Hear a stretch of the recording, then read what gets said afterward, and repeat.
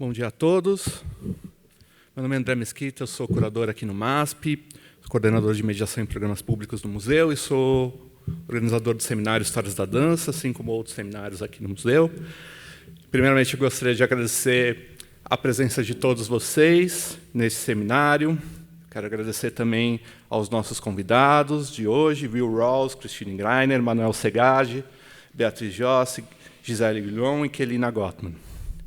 Quero agradecer também a parceria e também a ajuda na organização desse seminário, realizado aí pelo nosso diretor artístico Adriano Pedrosa e as nossas curadoras Olivia Ardui e a nossa curadora de História Moderna e Contemporânea, Julia Bryan-Wilson. Quero agradecer também o apoio da equipe de mediação em programas públicos, em especial os produtores desse seminário, são o Fernando Galo, a Natália Tonda e o Maicon Ferreira. Um agradecimento institucional ao Instituto Francês, Consulado-Geral da França, que nos apoiou com a vinda da Beatriz Jossi.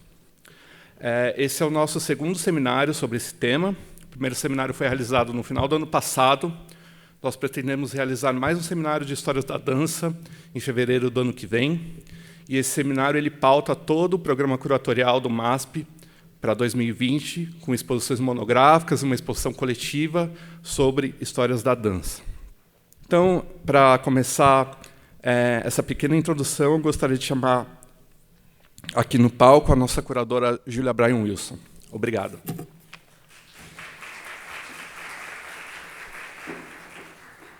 Bom dia. Thanks for coming. I'm Julia Bryan-Wilson, and I am one of the organizers of this exhibition. And I want to say a few words about the context of this seminar within what MASP has been doing under the leadership of Adriana Pedrosa, who could not be with us today. In the past 5 years, MASP has been dedicated to becoming a diverse and inclusive plural museum and has pioneered a number of exhibitions under the rubric of telling new histories. They started with histories of childhood. Last year, Afro-Atlantic histories. This year is dedicated to the histories of women and feminist histories as part of a year-long program showing women artists such as Janira, Tarsila, Lina Bobargi, and Anna Maria Maiolino, whose work is currently in the video room. And I would invite you, of course, to see the exhibitions on display now. They're really energizing and dynamic. Histories in the Portuguese language, as most of you know, not only means the past, but also storytelling and fiction. And that's one of the rubrics, the broad synthetic rubrics with which MASP approaches the idea of these multiple histories. In 2021, the theme will be Indigenous histories, and next year, 2020, is dedicated to the theme of histories of dance. Dance, of course, not only as a problem, but also as a resource for museums. As part of the research for this initiative, we are convening a series of seminars. This is the second, and it will culminate in a large-scale show curated by myself and Olivia Ardui. So I want to offer my thanks to Adriano for inviting me to be part of this initiative. I also want to thank Andre Mesquita and Olivia for all of their work in organizing this seminar. I also want to thank the translators who will be working very hard today in 3 different languages. And I want finally to thank the sign language interpreters who serve as a constant reminder of the communicative possibility of choreography and the importance of gesture for making meaning. Obrigada.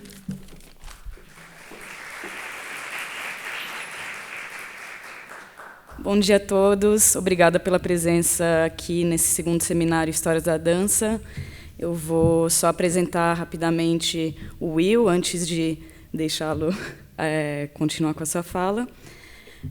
Nessa mesa da manhã, a gente vai ouvir o Will Rawls, a Christine Greiner e o Manuel Segade. Como o André já falou, a gente vai ter as falas de cada um dos palestrantes, seguidas de uma mesa. Caso vocês tenham alguma pergunta, nossos colegas estão passando pelo auditório e vocês podem mandar as perguntas por escrito. A gente vai fazer essas perguntas, transmitir essas perguntas para os palestrantes logo na sequência. Então, vou introduzir agora o Will Rawls, que é coreógrafo, dançarino e escritor baseado em Nova York. O trabalho dele se concentra em linguagem e dança como ferramenta para engajar a incorporação e a abstração negra em performance. Seu trabalho já foi apresentado em espaços como o MoMA e MoMA PS1, o Museu de Arte Contemporânea de Chicago, o Dan Space Project, the New Museum of Contemporary Art, Issue Project Room, Portland Institute of Contemporary Art e Walker Art Center. Para o Dan Space Project, foi corresponsável pela curadoria de Lost and Found, composto por performances e projetos de artistas centrado no impacto intergeracional do AIDS-HIV em dançarinos e dançarinas, mulheres e pessoas de cor.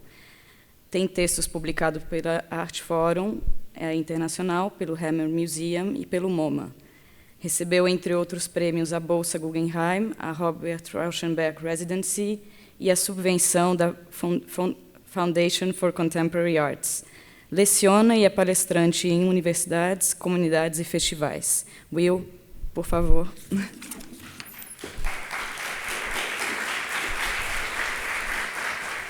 Bom dia. That's all I know, I'm sorry. I would like first to thank MASP for having me, to Julia Bryan-Wilson and Olivia Ardui, Adriano Pedrosa and Andre Mesquita, as well as Fernando Gallo and Natalia Tonda for organizing, as well as to the interpreters that surround us that help us communicate a bit better today. For this invitation to think through how dance and choreography function in conjunction with the museum, I decided to try to give a lecture about a word, disnégatif. It's a word that doesn't make sense to me yet. In some ways, I don't have too many answers yet about the museum and its relationship to dance. And so this is a thought experiment in process for a term disnégatif that is not entirely full of meaning yet, and maybe this question about the exhibition Histórias de dança is something that we fill with meaning as we go. In a general sense, I carry some skepticism about whether this relationship between dance and museum makes sense for either dance or the museum, or makes sense yet, or makes sense again, this time. But this skepticism is exactly this question, but this skepticism is exactly what is worth asking about this question. Mostly today, I'd like to put forward a set of speculations about dance and some of its relationships to meaning, language, actions, race, power, erasure, and other usual suspects. I'll take a look at one video work by another artist, and then we'll present 3 clips from work of my own, all of which I hope will generate discussion throughout the course of the day. On some level, disnégatif is a term that I hope has the capacity to challenge another term, dispositif. Dispositif, coming from the French, has multiple translations into English, such as system, plan, device, or apparatus. We'll just go with this is great. And it's one that forces and shapes who we are and who we can become, one that determines our power to say, to be, and to act. It was Foucault's way of developing a more precise science to examine the problems and oppressions that mark our lives as social beings. Excuse me, I'm losing my place. It was his way of examining the details of who we are racially, sexually, economically, and criminally, to examine these as truths that are produced and manufactured, rather than truths which exist already as absolutes. However, the dispositif exists as a kind of diagnostic measure whose goal is to render clarity out of the constant flux of life. With regards to the production interpretation of dance, dispositif is also then oriented towards exactly this, a set of positive identifications about bodies that can be extracted from an ensemble of significant gestures, lighting choices, spatial patterns, and so on. It is an approach to making claims about others within our shared social and artistic fields. Sadly, there often seems to be no outside, no alternative to the way that positions are produced for us by various apparatuses. And oftentimes there seems to be no other way to create meaning than through clarity. It seems that whenever a person attempts to break from this web of lines, to reach into some unusual, non-linear territory of the self or the world, the lines of the apparatus will also stretch, break, splinter, and even drift apart. Yet they will always reorient themselves, capture us, and weave us back into a place in a web. It seems obvious to say, but apparatuses are far greater than ourselves. Giorgio Agamben states that an apparatus is always attached to a strategy and responds to an urgency.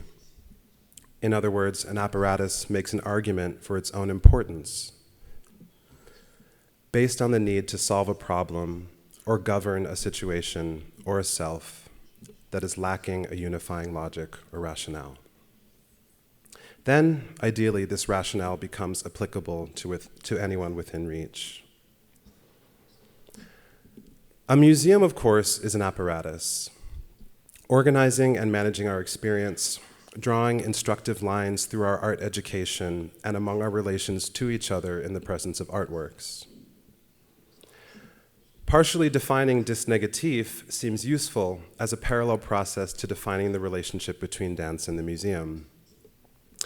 The tango between dance and museum embodies an ongoing conversation that seems neither obvious from the perspective of which kind of dancing in which museum, nor does it seem obviously lucrative from the perspective of collecting and investment, and therefore perhaps not affordable for a museum. How does a museum justify paying for so many dancers who need dressing rooms, who request gluten-free snacks, whose performances may require enhanced security presence or diminished security presence, and who will likely demand proper payment in exchange for dance labor that still frustrates most attempts at collecting it? Museums are resilient apparatuses, but as long as there is an agreement to keep performance alive within the museum, then dance will also continue to nibble slowly at the institution's wallet. But dancers are not for purchase and takeout at museums quite yet. What if a dancer moves out of line and crashes into an artwork and breaks it? What apparatus will appear to compare the value of a dancer to the value of an art object? To paraphrase Fred Moten, the issue with the history of racial capital, and by extension, capitalism in all its contemporary forms, is not that we undervalue bodies. The problem is that we are attempting to assign monetary value to bodies at all. This brings up the question of whether dance could stand, and yes, move alone within a museum, without the contextualizing force of the art object to operate as host, interpreter, and evaluator. I keep hearing the statistic that most museum visitors spend around 10 seconds looking at an artwork in a museum. If something even close to this fact is true, might we reconsider increasing the value of dances along a scale of time and space and assembly rather than money?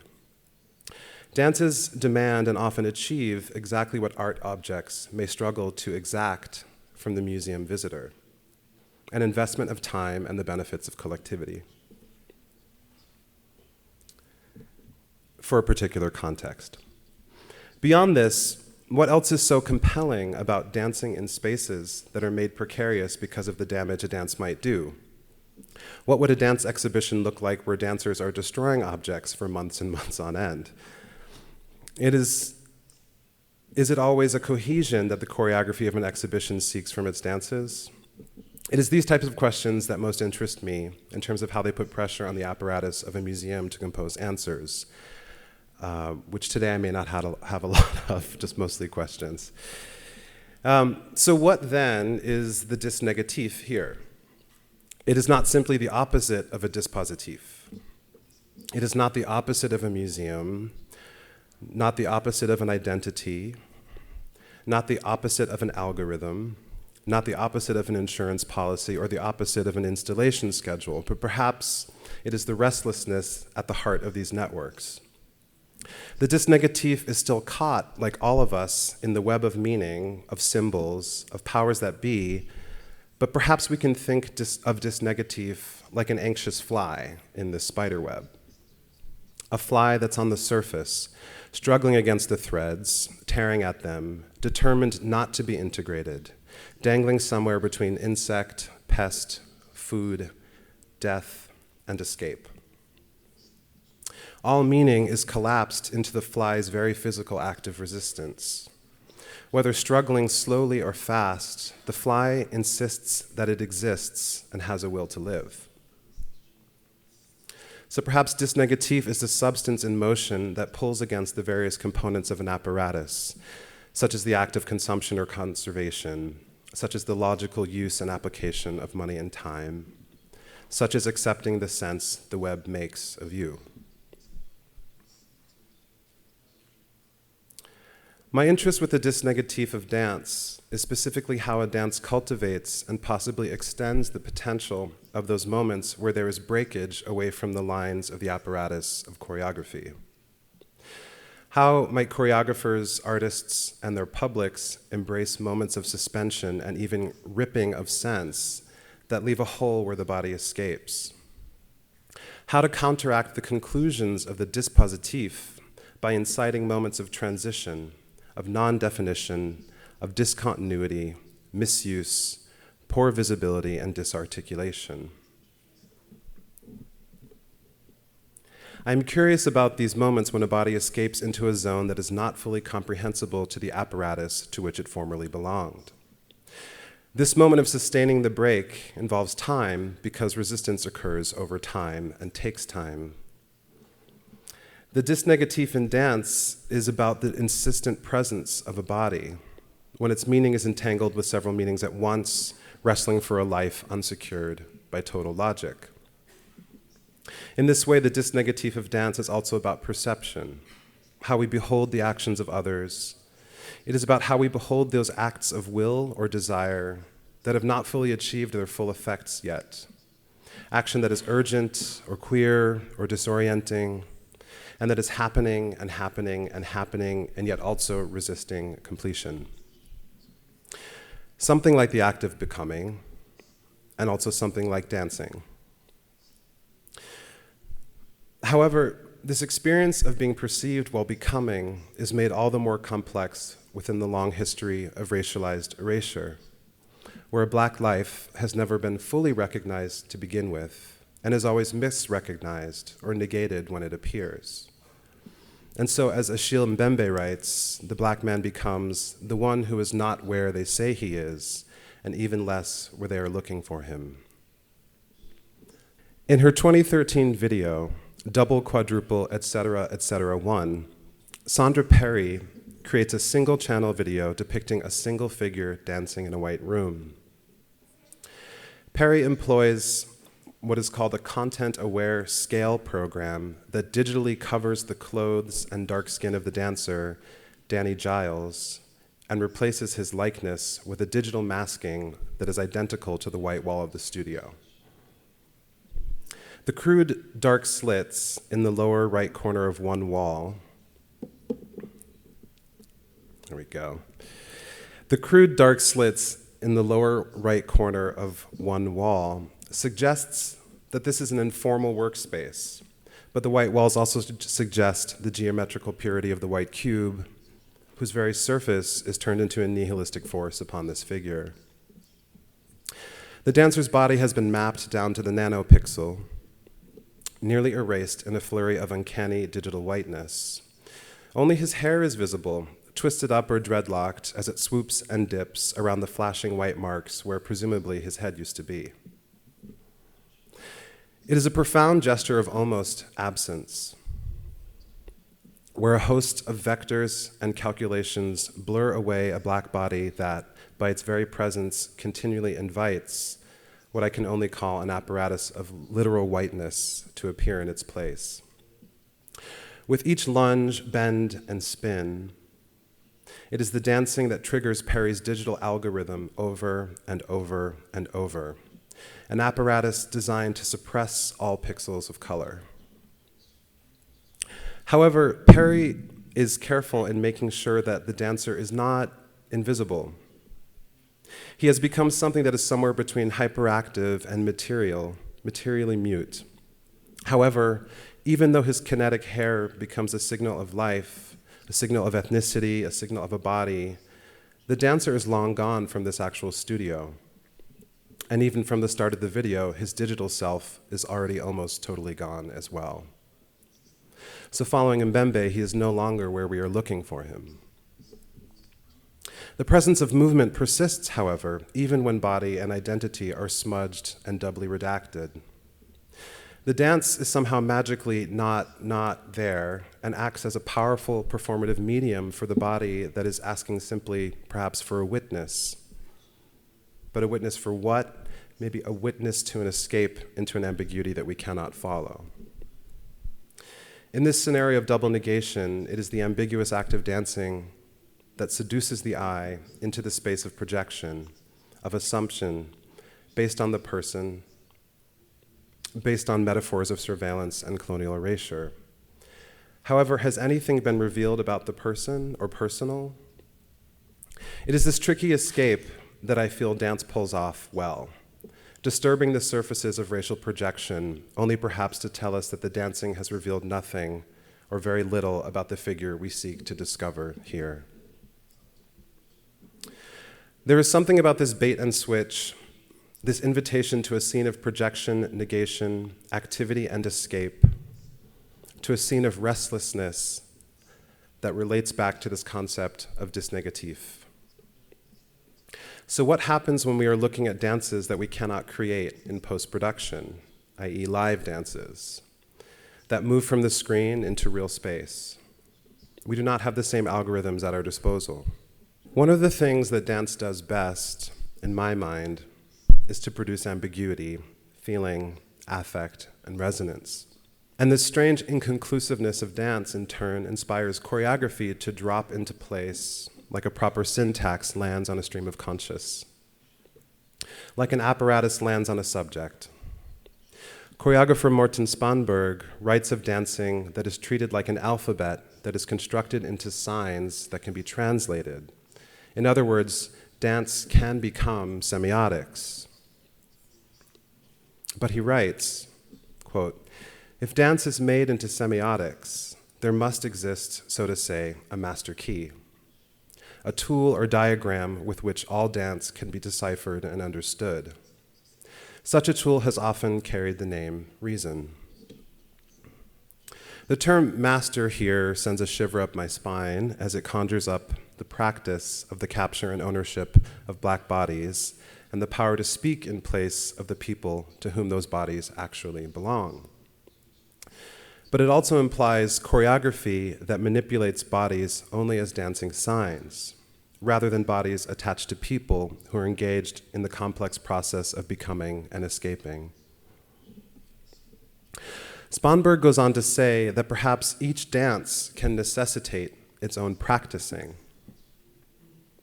which I take to mean that we can move away from the demands of the certainty of dance technique and vocabulary and move perhaps into a zone of behavior, find alternate ways to practice a dance, no matter how strange or seemingly meaningless or not yet meaningful they may be. Again, a dancer is never outside all of the lines that bind them. So there are always clues to the apparatus that exists, clues to the breakaway, and yet no full invitation to pass to the other side of the screen of projection. I will now turn my attention briefly to 3 works of mine that I wish to hold up to the lights of disnegatif, that are all partially responsible for getting me to this point.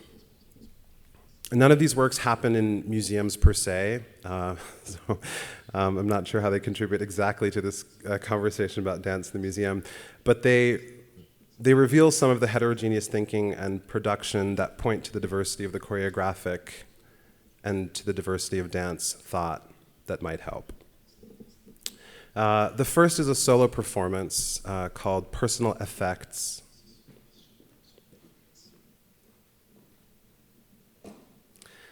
The first is a solo performance called Personal Effects, commissioned for Performer 15. I chose to present it in the flood-damaged basement of an artist housing facility where a hurricane had just destroyed decades of artworks that had been stored there by the artists that lived there. As I worked through the idea of bodily storage and architectural storage, I came to this idea of a physical archive out of order. The sonic qualities of the space and the difficult sight lines presented by the many columns pushed me to use my voice for the first time to signal my presence as much as my body. So my voice became a soundtrack for my movement, allowing some play between image, narrative, abstraction, and speech. I think of it as an incomplete history that materializes alongside the symbolics of the hoodie that I'm wearing, and all that the hoodie has expanded to symbolize in the United States since Trayvon Martin's death in 2012.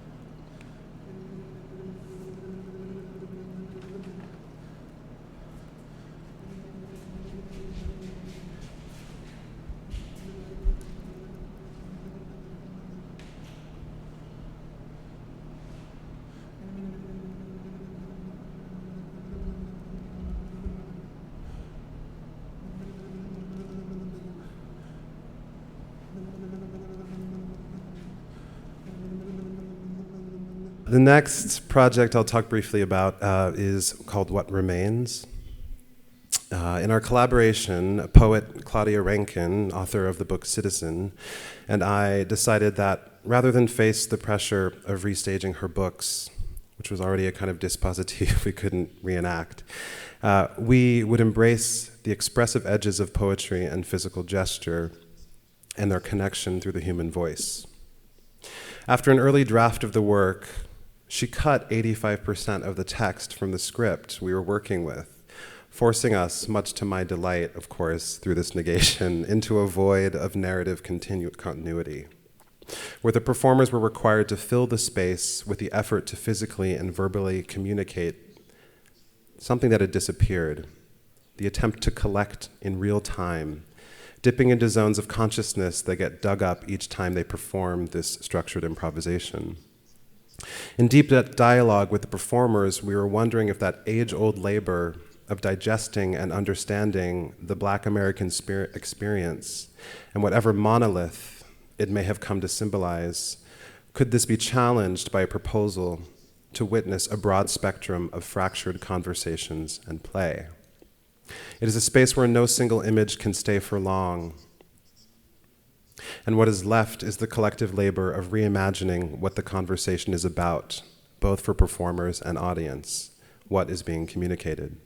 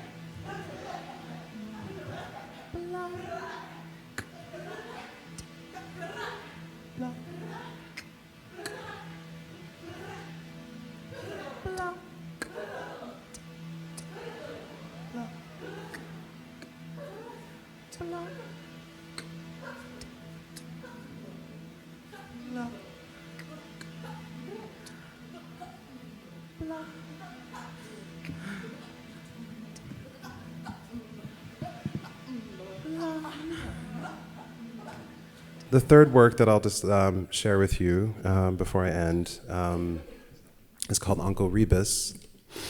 And the abstractions of dance, of course, always have me wondering what my body can say and what can it do here in whatever place I find it. What images am I producing and how do these contend with the sensations in my body? In this sense, my dancing has always been tied up with language. And what Agamben calls perhaps the most ancient of apparatuses. And so I approached choreography as a kind of discontinuous writing that is organized to unravel rather than secure the narratives around the bodies in question. And at the moment of unraveling language, what might appear in a performance's language that we haven't yet seen or anticipated? I took this idea of discontinuous writing quite literally when I made Uncle Rebus last year as a commission for the Highline Park in New York City. I made selections from a folklore book called Brer Rabbit Tales, which is well known in the United States. These are oral stories recorded and published by an Irish immigrant, Joel Chandler Harris, in the 1800s, while he had an apprenticeship at a plantation in Georgia. That's a lot to unpack, having an apprenticeship at a plantation. Harris invented the character Uncle Remus to serve as a fictional black narrator of the stories that he overheard the enslaved telling. And Uncle Remus has remained for decades within this realm as this kind of jovial, willing narrator inside of a literature that is often relegated to children's literature and oftentimes to an inferior use of English and improper use of English. I've never been satisfied, of course, with the way that these tales have been written down, especially with all of the spelling mistakes. So in this choreography, I had alphabets printed on plexiglass and installed them in a park. And the dancers are spelling out selections from these stories. And the general structure is set, but the order in which the words appear is not always set, so the dancers are constantly navigating each other's physical and cognitive decisions in a collective real-time narrative.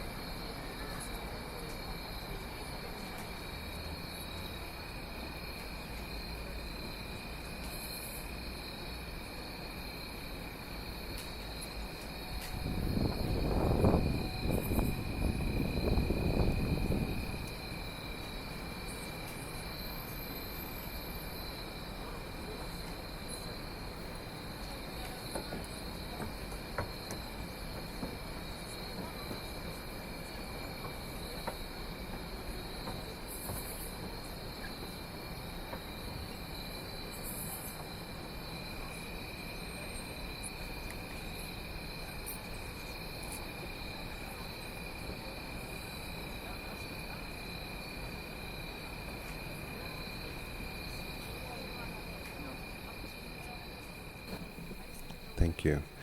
That's the end of my disnegative lecture. Thank you. Obrigada, Will. Agora eu vou apresentar a nossa segunda palestrante dessa primeira mesa, a Christine Greiner. Christine Greiner é professora livre-docente da PUC. Desde 1998, coordena o Centro de Estudos Orientais, ensina e orienta pesquisas no programa de estudos pós-graduados em Comunicação e Semiótica e no curso de Artes do Corpo.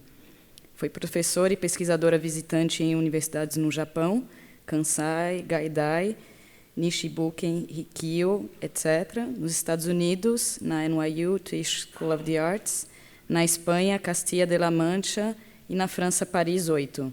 É autora dos livros Fabulações do Corpo Japonês, Literaturas do Corpo no Japão, O Corpo em Crise, Curto-circuito das Representações e O Corpo, Pistas para Estudos Interdisciplinares. Christine, bem-vinda.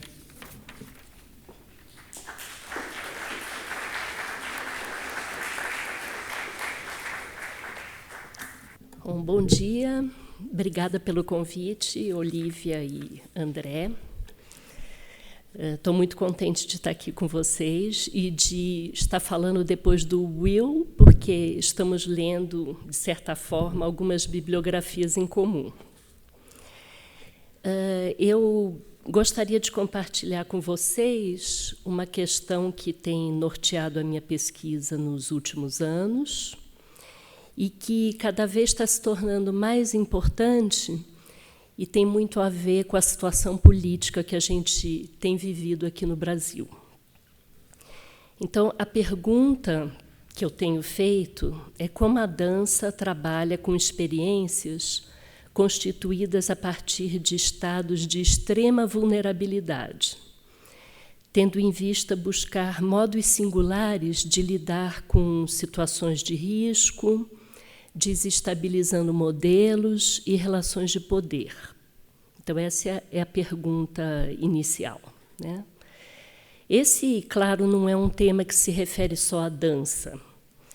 Em 2016, por exemplo, foi organizada em Istambul uma série de workshops para repensar essas noções de vulnerabilidade e resistência no contexto do feminismo e de mudanças sociais, né? Na ocasião, duas autoras que estavam conduzindo esses seminários, a Judith Butler e Zeynep Gambett, elas pensavam em afirmar a hipótese de que vulnerabilidade e resistência não eram situações opostas, como normalmente a gente imagina no senso comum. Eu estou falando dessas duas autoras porque, logo depois desse seminário em Istambul, elas vieram a São Paulo para conduzir discussões sobre democracia. E, particularmente, a Judith Butler foi muito mal recebida. Não sei se vocês se lembram, mas fizeram até uma boneca da Judith Butler para colocar fogo, né? Então, algumas vezes, é a partir da vulnerabilidade que pode emergir a possibilidade de resistência, sem requerer necessariamente nenhum tipo de proteção paternalista, mas operando como um modo de agenciamento. No caso, o que interessava a elas discutir era um agenciamento de lutas feministas. A questão, então, da vulnerabilidade como resistência, ela também tem sido proposta em outros contextos, não só ligados ao feminismo, né? Então, eu, por exemplo, tenho lido alguns autores até que o Will acaba de citar, né, para pensar nos debates da negritude. Então, por exemplo, como o filósofo camaronês, o Achille Mbembe, o Fred Moten, que tem escrito sobre isso nos Estados Unidos, né? Então, nesses ambientes de necropolítica, que é a política da morte que remonta à destruição colonial, aos poucos o sofrimento ele vai se estendendo além dos negros para todos aqueles que seriam matáveis ou descartáveis. Então, imigrantes, transexuais, drogados, deficientes, loucos. Eu estou usando propositalmente esses termos mais pejorativos, né? Porque o termo também ajuda a descartar e matar, né? E aí eu me pergunto se aí, nesse ambiente de necropolítica, se também existe a possibilidade de resistir na vulnerabilidade. E essa não é uma afirmação, é uma pergunta, porque eu tenho dúvidas. O que significa resistência? Então, aqui para o seminário, o que eu tenho pensado é como a dança se insere nesse debate. Como é que ela pode criar modos particulares de ação? Porque são certamente estratégias distintas dos ensaios políticos, das narrativas literárias, das teses acadêmicas. Então, eu pergunto como a dança se insere nesse debate, sem ser simplesmente uma estratégia de ilustração.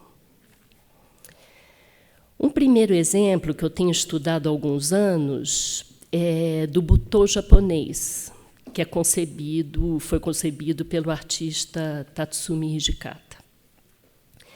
A sua pesquisa transitou por diferentes linguagens, imagens e contextos entre a década de 1950 e 1980.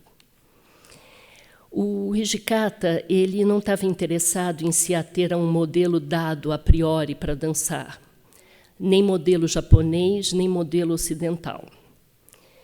Ele propôs a possibilidade de um corpo morto que dança, E isso me parece muito coerente com essa ideia da vulnerabilidade como resistência, porque como um corpo morto poderia dançar, né?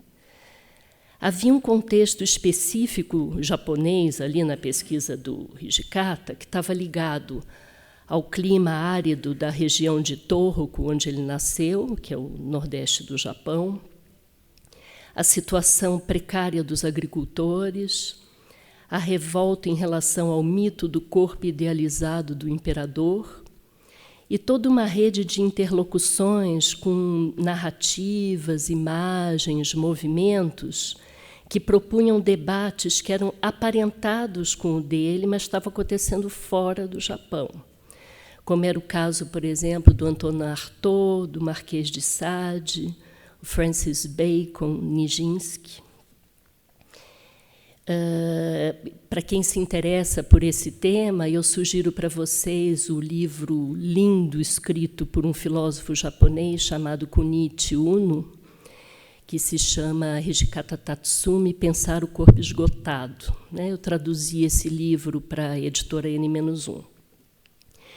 Ô, Carlos, eu vou pedir, então, para você ligar o filme agora. Eu vou mostrar um trechinho bem pequenininho, que é um processo de criação, processo de transcriação de imagens do Francis Bacon, e que o Hijikata faz esse exercício de traduzir essas imagens para uma coreografia dele chamada Rossotan, ou A História da Varíola, que é de 1972. Esse trechinho que eu vou mostrar para vocês é de um DVD que foi organizado pela Universidade Keio, onde estão os arquivos digitais do Hijikata. O DVD é muito grande. Eu pedi ao Carlos para deixar o som baixinho, porque está tudo em japonês. Esse scrapbook que vocês estão vendo é um dos cadernos de criação do Hijikata, onde ele colocava várias imagens que interessavam a ele, fazia anotações ao lado, né? E um dos artistas que ele se interessou muito foi o Francis Bacon. Daqui a pouquinho vai aparecer a imagem dos trípticos que inspiraram a ele. O caderno não é um caderno didático, né? É um caderno de artista, então é tudo misturado. Aí o Francis Bacon, ele pegava essas imagens de uma revista de arte japonesa, porque o Hijikata nunca saiu do Japão. Então, olhando esse corpo, um corpo vulnerável, exposto, ele vai pensar na possibilidade de trazer... Olha, esse é um trechinho da coreografia do Rossotan, esse é o próprio Hijikata. ベーコンの絵画で表現される人物そのものと言えましょう。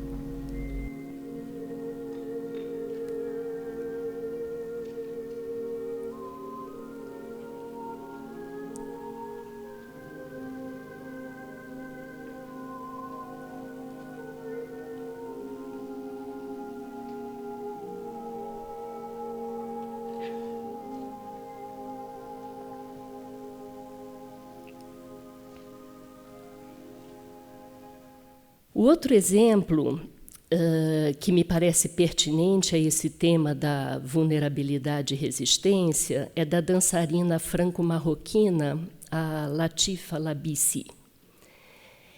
Talvez alguns de vocês tenham visto, ela esteve aqui em São Paulo, dançou na Casa do Povo, um solo da Mary Wigman, algum tempo atrás. Mas eu vou falar sobre um outro trabalho, que é um trabalho dela que foi concebido em 2006, chamado Self-Portrait Camouflage. A Latifa ela tem trabalhado muito com uma professora lá da Paris 8, chamada Isabelle Launay, que é professora e dramaturga de dança também, e que tem, a Isabelle, discutido muito a questão da citação na dança. Como uma dança pode trabalhar com citações? Porque essa ideia de citação é muito familiar para quem trabalha com textos acadêmicos.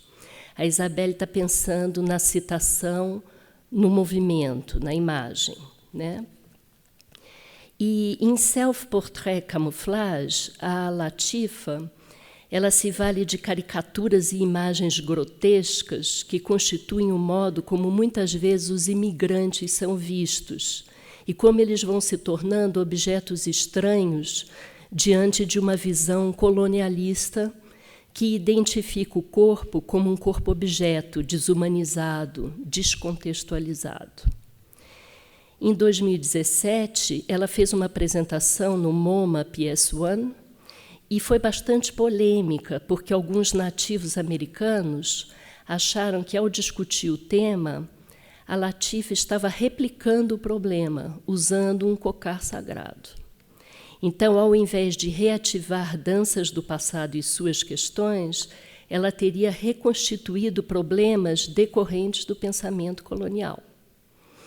Essa polêmica tem muito a ver com a questão do lugar de fala, que é um tema que vem sendo muito discutido aqui entre nós também. A gente pode lembrar, por exemplo, da Djamila Ribeiro, que escreveu, inclusive, um livro sobre isso, né? Deixa eu ver se eu me acerto aqui com as imagens. Isso aqui, será que já está no PowerPoint? Que eu queria mostrar a foto da Latifa. E agora acho que está entrando no filme. Tem que mudar para o... Tem que mudar para o PowerPoint. Aí, ó, essa é a Latifa. Isso aí que vocês estão vendo foi um pequeno filminho que eu peguei na internet, que é dessa apresentação dela.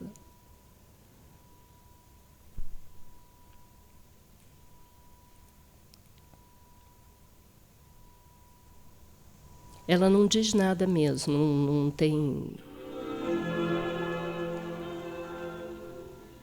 Aí são pequenos trechos.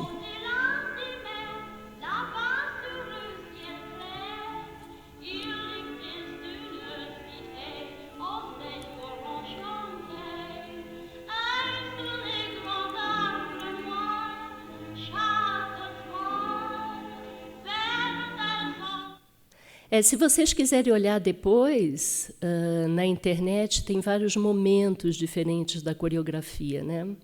A Isabelle me contou que, depois da polêmica, ela fez uma apresentação e um bate-papo específico com as pessoas que estavam criticando, né? Mas, mesmo assim, não deu muito certo. O último exemplo que eu vou falar é de uma coreógrafa brasileira, a Lia Rodrigues. Eu vou falar principalmente dos dois últimos trabalhos, que é Para que o Céu Não Caia e Fúria. A Lia, como a maioria de vocês deve saber, ela tem trabalhado na Favela da Maré desde 2003, quando ela mudou a sua companhia lá para o Morro do Timbal, e ela começou a colaborar com as Redes da Maré, que é uma das maiores favelas do Rio de Janeiro. Em 2007, ela iniciou um projeto na comunidade de Nova Holanda, que resultou na criação do Centro de Artes da Maré. A partir de então, tem uma guinada na carreira da Lia, que já tinha começado em 1970. Ela, inicialmente, de 80 a 82, ela trabalhou na companhia da coreógrafa francesa Magui Marrin, onde ela dançou uma das obras importantes que foi representada há pouco tempo aqui, que é Maybe, né? Em 92, ela criou também o Festival Panorama da Dança, que ela dirigiu durante 14 anos, e que foi bastante importante lá no Rio para abrir espaço para os criadores contemporâneos, né? A companhia dela começa em 1990. Esse espetáculo, Para que o Céu Não Caia, deixa eu ver aqui se eu coloquei... Eu vou mostrando algumas imagens aqui para vocês. Esse aqui é o Fúria. Essas são as imagens do Fúria.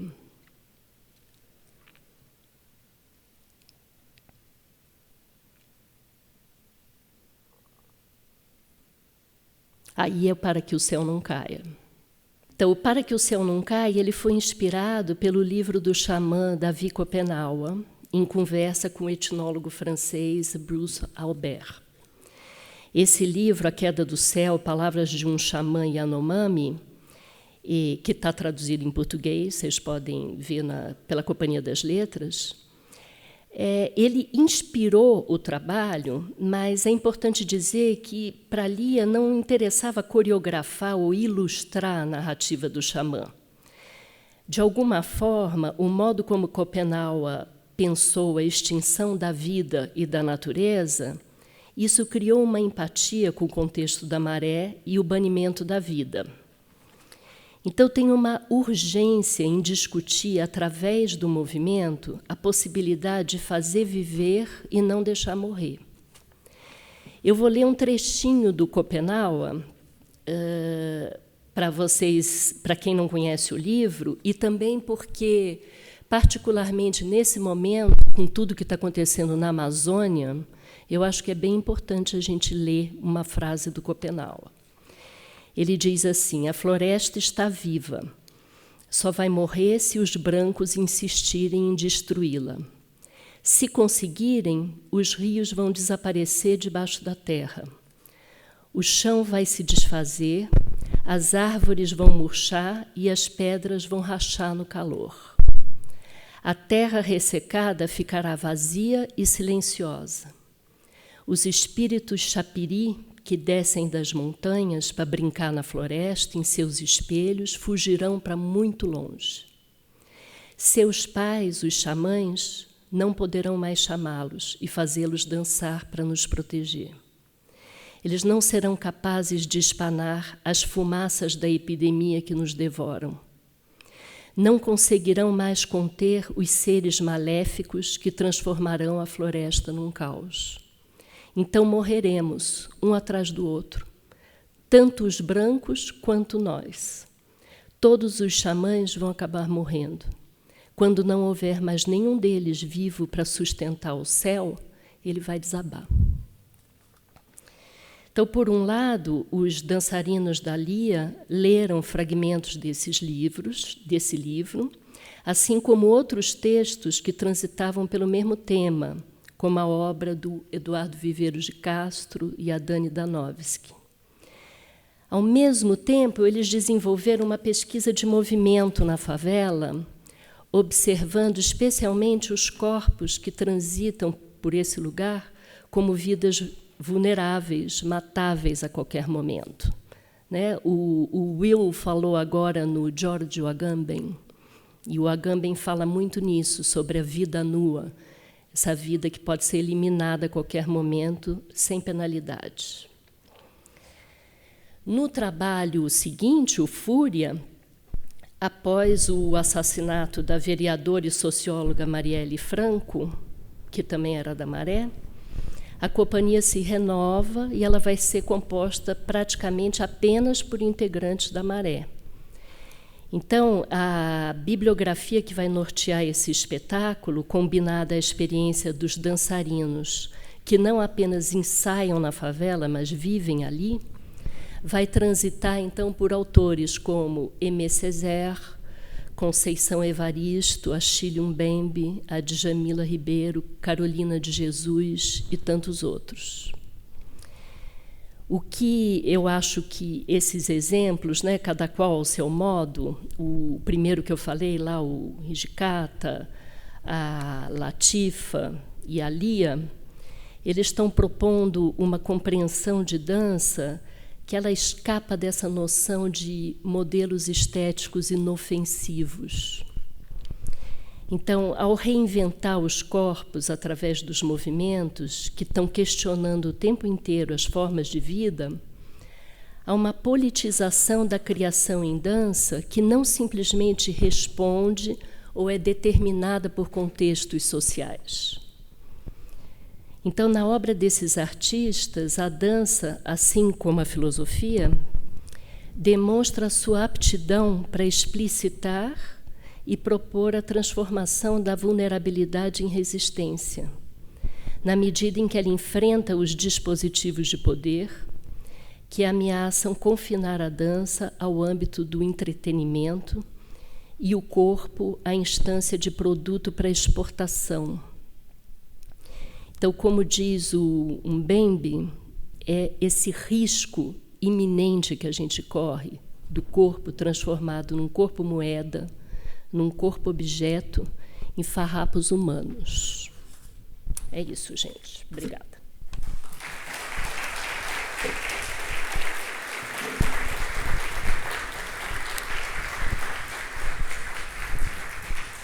Obrigada, Cristine. Agora eu vou introduzir o Manuel Segade, nosso último palestrante da manhã. Manuel Segade trabalha desde 1998 em fragmentos de história cultural, de práticas estéticas do fim do século XIX, acerca da produção de uma subjetividade somática e sexualizada, que resultou em seu livro Narciso, fim de siglo, Narciso, fim de século, numa tradução livre. Com vasta prática curatorial, foi responsável pelo pavilhão da Espanha na Bienal de Veneza de 2017. Leciona prática curatorial em diversos programas de mestrado e pós-graduação, como a Michaelis University, na Cidade do Cabo, e o Programa de Estudos Independentes do MACBA e a École du Magasin, em Grenoble. É diretor do Centro de Arte 2 de Maio, em Mostles, situado em Madrid, na Espanha. Por favor, Manuel. Também lembrando que, caso vocês tenham perguntas para nossos palestrantes, para a mesa, não hesitem em passar essas perguntas para os nossos colaboradores que estão circulando pelo auditório. E aí a gente vai ler essas perguntas e abrir para a nossa fala. Obrigada. Obrigada, Manuel.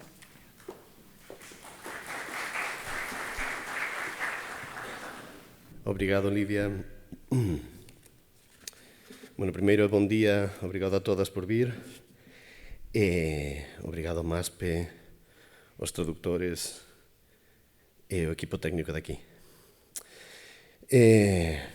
Ben, é moito interesante ter a tradução dunha forma tan visible no espazo, porque o que eu vou facer é intentar traducir en teoría unha serie de coisas que aconteceron durante varios anos no Centro de Arte 2 de Maio, no centro que eu dirixo en Madrid, en Móstoles, nunha vila suburbana preto de Madrid.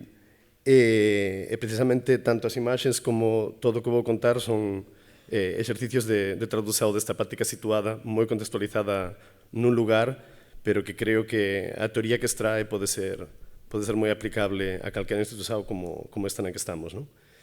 E vou comenzar e vou ler en inglés.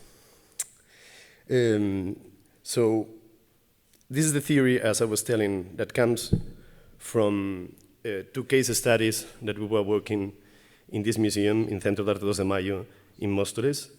One was an exhibition called Elements of Vogue, a case study in radical performance, and I will talk later a little bit more about it. And then a background that was a long research project for more than a year we developed in our informal school in the museum that is called Escuelita, that was called Social Choreographies. So now I start with the lecture. Well, bodies are the agents of history. Our most intimate and painful way to measure time is to look at ourselves in the mirror. So our body is the ultimate historiographic tool. History is then always somatic, a choreographic series of gestures arranged to be read in a certain order. Communities always identify through similarities of movement rather than the sameness of the bodies. Gestures are learned, legitimized, codified. They are attributed to a gender, a race, a class, and naturalized within historically defined social spheres. Poses, on the other hand, dismantle the language of appropriate gestures. A pose is not simply a gesture, but for me is a radical gesture. To strike a pose is to draw on the existing code as a set of samples available to bodies, which embody them as events on each occasion, taking apart and reassembling the relationships forged by history. To strike a pose is to become aware of how a body makes history, or in other words, posing is history's flesh against the grain. To strike a pose is to pose a threat. Poses allow us to read the choreographic phrases of descent, the micro-histories that expose twists, turns, and repetitions. They are history dancing. Anarchist Emma Goldman wrote, "If I can't dance, I don't want to be part of your revolution." In the same way, poses struck in radical performance are a kind of danced micropolitics that threaten hegemonic rhythms. So-called radical gestures discriminate, critique, and shift, like embodied signs drawing attention to the failure of the oppressive systems that subjugate them, the pervasive codification of the choreographies enshrined by the heteropatriarchy, racism, and classism. Every time a body strikes a pose or makes a radical gesture, an epidemic of differential signification is unleashed. An affective contagion spreads through affected bodies and contaminated poses, expanding the possibilities of forms of life, bringing to life intersectional forms of dissent that existentially enable themselves as well as many other bodies. The grand narrative of history, monologic, Western, white, male, and and at least middle class, has been challenged, criticized, and reconstructed by postmodernist thinkers, feminism, queer theory, postcolonial and decolonial thought since the end of the 60s. Parallel to, or together with, this reconstruction of history into a series of interconnected stories, emerging forms of new artistic behavior also instigated a fundamental critique of the uses of art. This political revolution in the field of representation gave rise to what we know as contemporary art, a conceptual, critical, emancipatory tradition that has taken a stance against perpetual progress and against the conventional, teleological, historical narrative. That is the regime to which our institutions, like this one, should belong to. Recent researchers, as Yves Meltzer, have reframed the conventions of the history of conceptual art, but introducing or reintroducing affect. She writes that while the systems of structuralist thought, pioneered by thinkers as Roland Barthes or Claude Lévi-Strauss, allowed the emergence of new methodologies in art, structural theory also had collateral effects, creating a space for feeling. Social theorists, as Brian Masumi describes affect as the gaps between positions on the grid. So the holes, the boundaries in between different positions in a grid are full with affections. Without affect, for him, no ideological or interpretative system can exist. He also argues it forms the connective tissue, or rather, the functional void between organs in the ideological body. The New Left in the 60s and Marxism, both of which appeared obsolete a few years ago, but have been restored to relevance in the moment of the crisis. So this New Left and these Marxist thinkers were using Frederick Jameson like a motto, history is what hurts. This hurting, he refers to, is experienced in the social body as a necessarily affective body, formed by the convergence of a sum of minorities who cannot easily gain political parliamentary representation and thus operate somehow differently. Aware of the critical power of representation, artistic practices in the conceptual tradition brought history back into contemporary art through stories about forms of life. The affective narratives that sprang up among bodies in May '68, the Stonewall riots in the '69, the first generations of feminist artists in the art world, during the last gasps of the fight for independence in the countries that were a part of Europe's colonial empires. Affect and being affected is what weaves individuals into the events of history, and as such, it is the sociological genesis of the artistic practices that come under the umbrella of the selective genealogy we name as contemporary art. It is not a trend, this is what I'm trying to say, a preference or a political choice. The affective radicality that speaks through bodies as they strike a pose is the site for the construction of a shared history. This is the history of belonging to a field of knowledge, contemporary aesthetics, that evolves as an ever-expanding dissident social sphere. In gender theory, the colonial thought, and the critique of social class system, with an intersectional heavy breathing.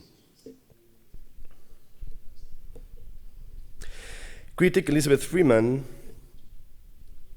uses the term chronopolitics to describe the present as a hybrid and to pose a conception of conventional time as a form of power and oppression that can be criticized and transformed to allow marginalized positions to produce new forms of chronology. She writes that this concept of time admits that contact with historical materials can be precipitated by particular bodily positions, and that these connections may elicit bodily responses, even some pleasurable ones, that are themselves a form of understanding. It sees the body as a method and historical consciousness as something intimately involved with corporeal sensations.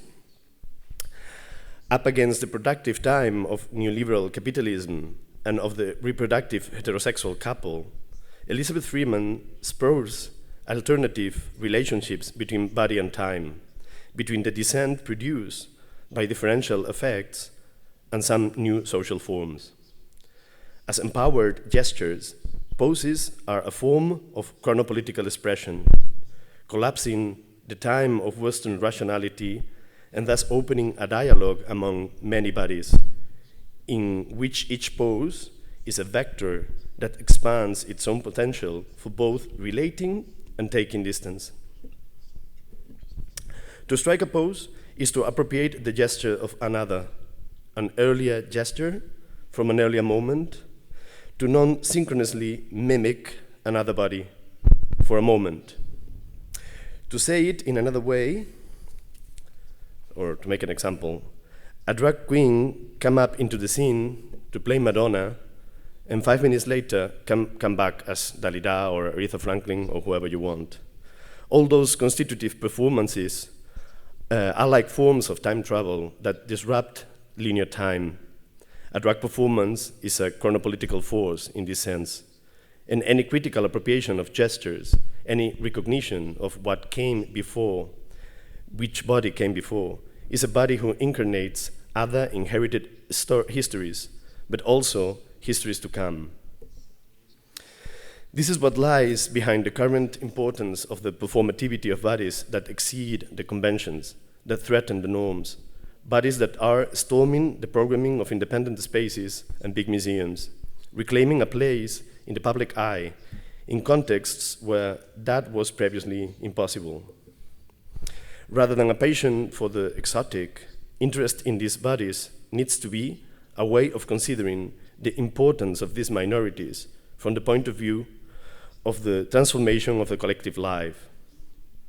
The need to experience dissident modes of subjectification was already noted in the 80s by an exiled scholar of the geopolitical South, such as Nestor Prolonger, the sociologist, Argentinian sociologist and queer theorist, exiled here in Sao Paulo, and who wrote precisely here. What is interesting about these minorities is that they open points of flight for the implosion of a certain normative paradigm of social personality. These processes of marginalization, of flight in different degrees, release becomings, molecular particles that cast the subject adrift along the margins of the template for conventional behavior. End of quote. Poses do not reside in bodies. They are a dialectic interplay of representational, technological, and social forms with overlapping histories. This is what makes it possible, through art, to insert history back into experience as an event. Bodies connect events that turn history into a present awaiting reconstruction. Not history to be relieved, but to be detected in representation, like an existing image in a memory that may or may not be ours, but is at least certainly shared. As philosopher Baruch Spinoza wrote, "No one knows what a body is capable of." Well, I will go quickly now through the example of elements of Vogue before getting back to theory that I curated with Isabel Gabaldon, this Catalan curator, for the Center CA2M I direct.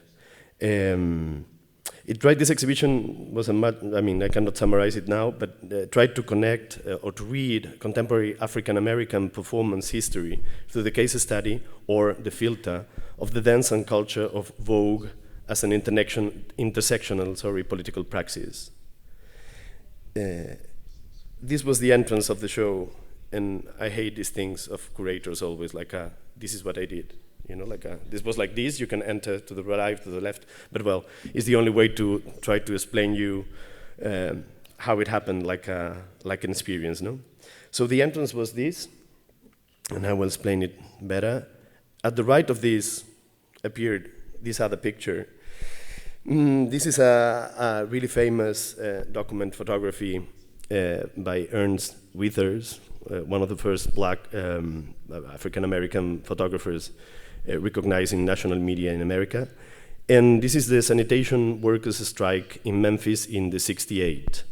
As you see, they have this banner saying, "I am a man." They were protesting because two of their colleagues had died because they never received some formation of how to use some machines.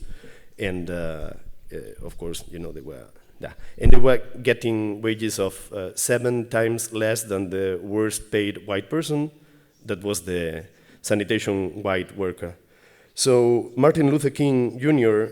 Came to support them in this moment, and that night was killed in the hotel in Memphis. So this makes the picture really famous, no, and important. And Glenn Ligon, this conceptual artist, recovered the poster in a painting. In this work he calls condition report. So it's the report about in which condition this painting on the left you have, that is like a detail in the right, no? All these signs are like a points telling you problems that appear in this picture, no? Like I don't know, hairline cracks, black dots, things that at the same time are technical informations that can refer to a body and can refer to an African-American body. So this "I am a man" thing, we related it with this.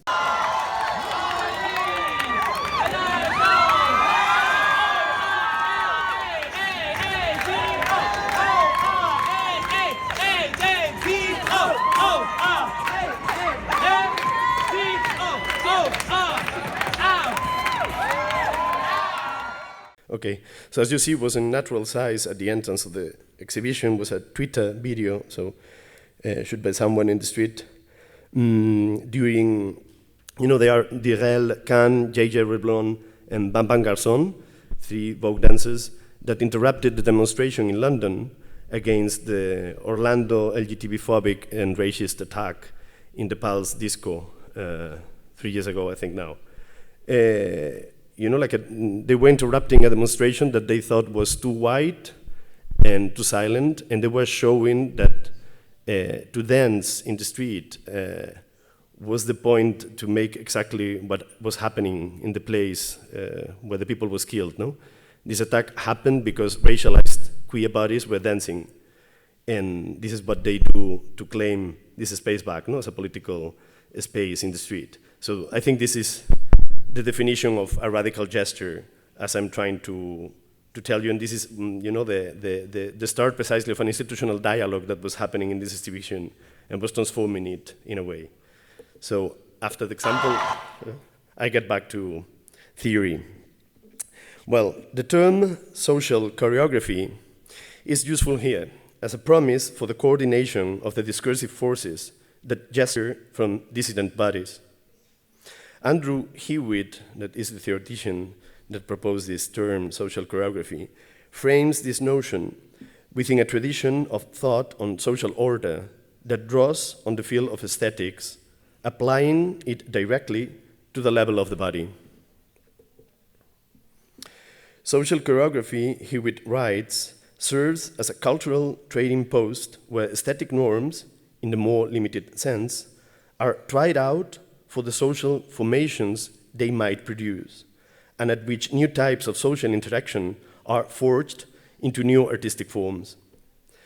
Or to put it in another way, activism may emerge from social embodied acts of artistic experimentation and vice versa. I mean, I was remember yesterday when we reading this text, Ernst Gombrich, that I'm sure everybody read also in Brazil, no? Art and Illusion, you know, this like a really important theoretical book. He was saying in a moment of the book how no representation in visual arts of a body can be happening in, you know, in painting or in drawing or like in a sculpture if it was not before codified in dance. You know, the first thing is the gesture that gets solidified in a way by a kind of aesthetic pattern in the real life, and then it becomes the real. So social choreographies deal precisely about the next step in a way, how the invention of aesthetical forms of moving together, how these new ways of moving can develop precisely as an effect social formations in the sense. No, I think voguing in this sense is a perfect example. So this notion may make it possible to connect radical gestures, embodied intersectional critique, as an unprecedented social force, in reference precisely to the terrorist attack at Pulse nightclub in Orlando in the summer of 2016, writer and activist Che Gosset wrote, "Anti-queer, trans, necropolitical violence is about stopping the pulse of queer and trans color life or color worlds. And the club was a target because the club is a flashpoint for erotico-politicized desire. Queer and or trans nightlife has always been about survival and creating temporary autonomous and temporary fabulous zones that are as much effective a structure of queer and trans feeling as material in its electric choreography of bodies. There lies the power of poses and the still unexplored possibilities of interference and contagion. The ceaselessness of gestures appropriated from one body to another, multiplying like a virus. There lies also the true genesis of new forms of life, the hope that contemporary art institutions may become spaces for new commons and undercommons yet to be invented. Hope for a critical hedonism that allows the exponential explosion of subjectivities in a prodigious complexity that eliminates any chance of going back, of returning to order. Because unfortunately, as Hannah Black writes in her comment on Brexit, the end of the world is a fantasy, but death is still real. According to a popular American saying often attributed to Mark Twain, History does not repeat itself, but it often rhymes. Striking a pose renews this cyclical choreography, making us aware of the possibility of rhyming to a different rhythm and the opportunity to change the course of history. When a pose is struck, a thread is posed. In reference to dancing together, to the social choreographies in which these poses, these radical gestures, are simply the stopping positions of other forms of life, theoretician José Esteban Muñoz wrote, "Dance, like energy, never disappears. It is simply transformed. Queer dance, after the life act, does not just expire. The ephemeral does not equal a materiality. It is more nearly about another understanding of what matters. It matters to get lost in dance, or to use dance to get lost. Lost from the evidentiary logic of heterosexuality. For queers, the gesture and in its aftermath, the ephemeral trace, matter more than many traditional modes of evidencing lives and politics." Muñoz also claimed the dance floor as a stage for queer performativity, as something integral to everyday life. We claimed the museum for that too in this exhibition. There was this room you were seeing in the last pictures, functioning during 6 months and conceived by artist Rashad Newsom as a space to be occupied by radical gestures and offered to different communities of dancers and non-dancers that were surrounding our space, and where places were to try social choreographies and invest new ways of life. This was something that I will show you right now, last video, last intervention. This was something of what happened there, a messy and challenging and contradictory type of institution being danced. This is what I want to see.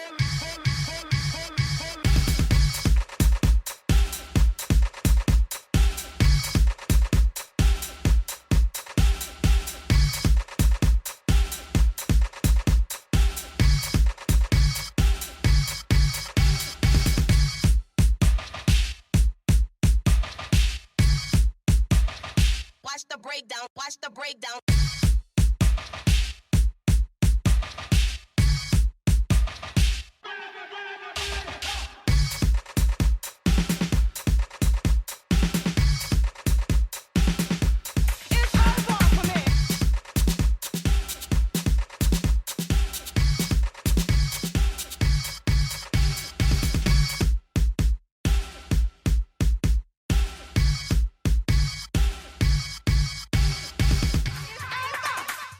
Thanks a lot.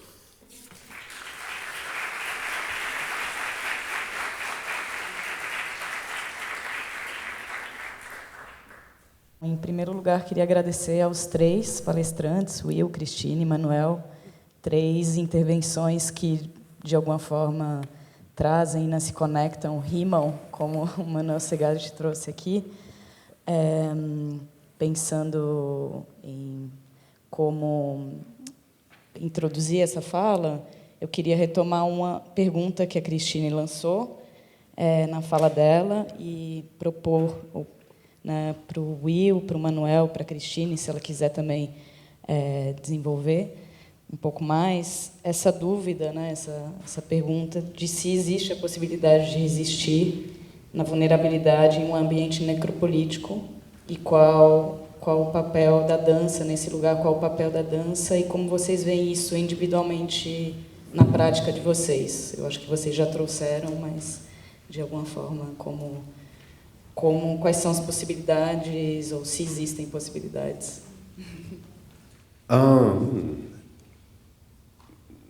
I mean, I think that in the various dance exhibitions that I've seen in different cities, MoMA, in Paris at the Pompidou, I think that the question of where to situate dancing bodies is always a problem, in that the objects in a museum are always presenting a kind of safe perimeter around which bodies can circulate and kind of encircle the artistic act. And I think, but surrounding a body can also in other contexts be a very political, very dangerous, very threatening kind of act. When you feel yourself surrounded, it really depends on the context of that kind of surround. I think, in a surveillance state, which I think very much participates in this kind of production of the necropolitics, the vulnerability of the body, the constant hypervisibility and tracking of our bodies, which I think, Sandra Perry's video does a really interesting kind of performance of this. I would say that,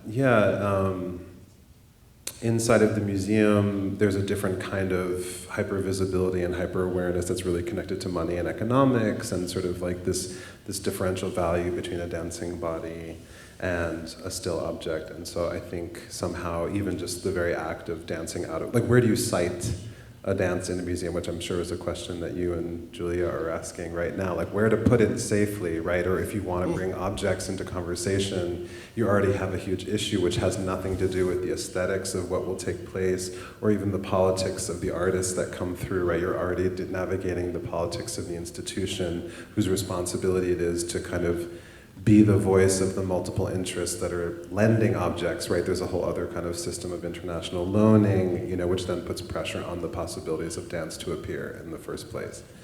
So then I think, once that framework gets sorted out, if it can be sorted out, then I think then the question really becomes what kind of dancing for this context. Like if the context can then welcome the dance, does it make sense to have local, international, these questions of where the concerns of a body, where the history of a body and its affects can reach out to the community that is witnessing it. Voguing is in a way like an international, sort of signature at this point where there's a kind of easy currency of recognition, I would say, and just like a flash that like very much in this last video, which is like super showstopper, it like has a familiarity that circulates widely, whereas maybe works by Hijikata or kind of this like performance of vulnerability and sickness is something that is much less exciting, much less show-stopping in a way to see. So where does this, but of course like rich and incredible tradition of Buto dance and also Buto in Brazil. So these two particular kinds of dance might be, produce a different kind of politics that are a resistance to each other in a way, as well as to other forms of dance that are codified in conservatories and whatnot.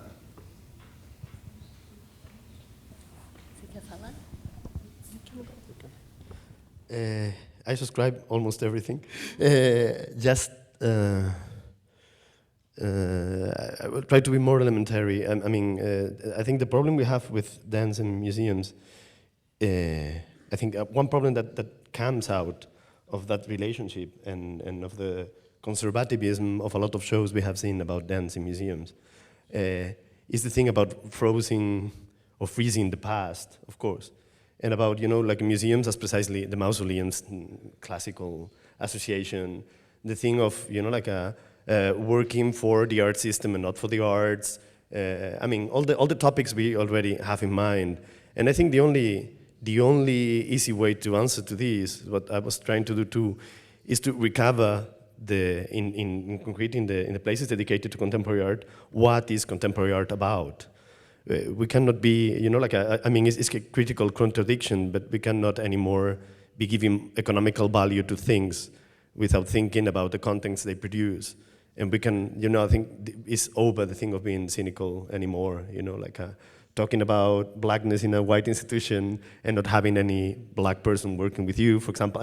It's like a classical issue, no? But when we put dance or performance, these things become so fucking clear that I think that is the meaningful point, no? Like a dance stresses precisely all the problematics that contemporary art started to launch in the cultural scene since the 60s on. That were these things I was talking about, that, the DNA of contemporary art is inserted in these things that happened at the end of the 60s. And, you know, like, for example, when they ask me or they tell me, it's like, oh, you have a really conceptual program, or you have a really feminist program, or, you know, like, oh, it's really queer what you do in your museum. And it's like, no, it's just contemporary art. You know, like, if this is not the tradition we have, then it's not contemporary art at all. And for me, it's really stupid, but really meaningful to get back to that, no? And to really reinsert the ideology and the body politics that really produced this thing. If I'm not mistaken myself, when it began, precisely bodies and pieces of paper were all together in the beginnings of conceptual practice. You know, like, we're there together. We're not about document and things that happen. No, you know, like, all were the same thing. And the bodies precisely of the audiences were part of the pieces from the beginning. And we just need to, you know, like, reflect back and give the same space that they had before, and not make this thing like mausoleums of things that just freeze and preserve, you know, like, for example, sorry, but Pompidou does in everything, you know. When you see a Yves Klein monochrome painting that needs to be in a plastic case, transparent plastic case, you know, avoiding any possible sensorial experience of the original piece, and you don't have a copy made in 3D printing that maybe can be better now, no? Then you have a big problem with the bodies of the audiences that, of course, can be translated into how you play with dance. So when you become like that, I think you lose what art is. So you lose the commitment of what a museum should be as an experience space.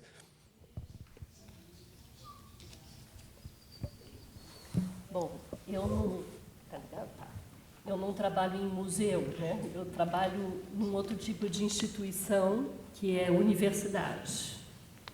Mas é instituição, também tem dispositivos de poder. Para pensar essa questão da vulnerabilidade e resistência, eu acho que tudo depende do nível, porque quando a gente está falando de uma vulnerabilidade muito extrema, eu acho que é muito difícil pensar em resistência. Inclusive, pensar na função da arte em estados de vulnerabilidade muito extrema é complicado, né? Em termos de corpo. Se você só pensa em fome, é difícil criar algum tipo de movimento, algum tipo de resistência. Mas, quando a gente pensa numa situação que ainda é possível criar conexões e criar alguma coisa, me parece que a dança, agindo de outra forma, como eu falei, né, que não é a mesma estratégia do texto acadêmico, do ensaio político. Mas, se a gente acredita que a dança produz conhecimento, um movimento também pode ativar o pensamento, pode abrir a possibilidade de criar outros caminhos, né? Então, assim, criar dança é criar movimento, tem uma prática, mas é um exercício de pensamento também. Então, a partir do momento que a gente admite isso, a dança tem, sim, uma colaboração como resistência, né, para lidar com a vulnerabilidade. Esses 3 exemplos que eu mostrei, eu acho que eles são provocadores nesse sentido, de fazer pensar de um outro modo, mesmo quando é polêmico, que foi o caso da Latifa. O fato de fazer pensar sobre lugar de fala, sobre falar com e não falar no lugar de, esse é um exercício interessante também. Eu tenho uma pergunta aqui do público, que talvez possa trazer um elemento também para essa primeira intervenção de vocês. Eu vou ler aqui. Eu venho pensando sobre uma possível descolonização do tempo em práticas anticoloniais, dirigido ao tempo. Tenho essa intuição de que essa pode ter sido o caso. Como vocês veem, então, essa relação temporal da dança como talvez uma forma de resistência, uma maneira de, nesse momento em que tão acelerado também de compartimentação de tempo e aceleração cada vez maior. Então, essa pergunta traz essa questão do tempo enquanto dimensão da dança com possível caminho, talvez, de decolonização, mas a gente poderia expandir para a resistência. O que vocês teriam a dizer sobre isso? Eu posso... I can, sorry, it's maybe better, whatever language. I was thinking about, I know, well, of course, I don't need to remember this person, I think that was posing the question, that capitalism is racism, and you know how this system is built. So you know the velocity of the speed of technocratic life. Of course, is affecting the weakest workers bigger than the rest. So, if we get into intersectional thinking and we get into colors of bodies, darker colors of bodies, and we get into feminine or weak genders, that is what the capitalism, forces to construct.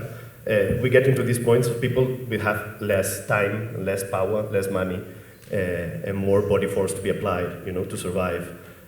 So what I mean with this is that, just an example, I'm remembering Nifa Costa and, sorry, I cannot remember Fanny Sosa. Yeah, Siestas Negras, for example, the black siestas they were producing in Madrid, for example, some months ago, that are precisely about stopping that rhythm for black bodies and producing in an institution, in this case Matadero, the old slaughterhouse of Madrid, which is fucking interesting too. They were producing the space precisely to relax and to stop and to have a safe space for the black, trans, whatever bodies to rest. Black power naps. Yeah. Oh, okay. Sorry, I didn't mean to cut you off. I think in terms of time, what dance does that's political with time, I think first is it's a time together. I think, in relationship to the museum, which are constructed as spaces of education, I think that education often comes like in a hierarchical form or unidirectionally from the kind of curatorial perspective towards the public. And I think at this point, I think one of the exciting things about dance and being together and some forms of social media is that we learn from each other, we learn kind of transversally, and so more time together, I think, is something that performance and collectivity can do. And then what we learn, maybe we don't know why we show up, but we show up because we know that that's a community we belong to, and then what the lesson is gets revealed, or maybe it's just more time logged in place. And then I would say in a more theoretical way, Andre Lepecki talks about in the book Exhausting Dance. I don't know if this person who asked this question is a dance scholar, probably, if so, probably already knows this, but that, the sort of introduction to that book is about dance critics criticizing dances where there is not a lot of dancing, and so wondering, is this actually dance? Just to tell you, this book was translated in Portuguese. Oh, okay, great. So then if you've read it, you also know that the idea of slowing down, right, and the sort of the performances that enact a kind of slowness and duration and the sort of persistent presence of a body that is not busy being in activity or performing certain kinds of virtuosity, but a virtuosity of slowness and duration gets us to really think about what gets missed in the hyper-acceleration. And this hyper-acceleration, of course, can only happen if the world becomes abstracted, if cultures and lands become just sort of territories that can be sort of moved through and claimed and mapped without actually encountering the bodies and lives and practices and cultures that exist there, and which would slow us down if we took time to actually kind of cultivate an awareness and a relationship to these things. So, yeah. Eu acho que eles já falaram bastante sobre o tempo. Eu só queria dizer uma coisa. Apesar de estar todo mundo falando sobre decolonização ou descolonização, em termos cognitivos e corporais, eu não sei se eu acredito nisso. Eu acho que aquilo que nos constitui é o fato de sermos colonizados. E como a gente lida com isso é o nosso desafio. Mas eu não sei se a gente se descoloniza. Não tenho uma convicção sobre isso. Eu acho que, em vários sentidos, seguimos, sim, colonizados. E esse é o nosso desafio. Eu vou seguir com a... Just to respond, I mean, I agree. I think we're not out of the woods yet, you know, in terms of the colonial forces that we're born into. But I think this is why the practice of dance, like practicing the self, finding different techniques of self, of voguing, of posing, of different kinds of affective relation, and these kinds of practicing body. I mean, dance is a very social, person-to-person, sympathetic kind of form that we practice, and so being in contact with other bodies that may be, you know, as vulnerable, more exciting, or more empowered, or whatever. We learn these things kind of from being around each other. So I think it's about this practice, right? I think there is no like other side of colonial, you know, like there is no other side. It's just a kind of an improving or an undoing at the same time. But I think the certainty of colonialism is a thing that I do believe, at least for me, I'm past, you know. I think the certainty of what it says about us, of course it resides in the body in ways that, you know, I'm certainly possibly not fully aware, but yeah, it's a good point. I agree with you. Eu vou seguir com a outra pergunta.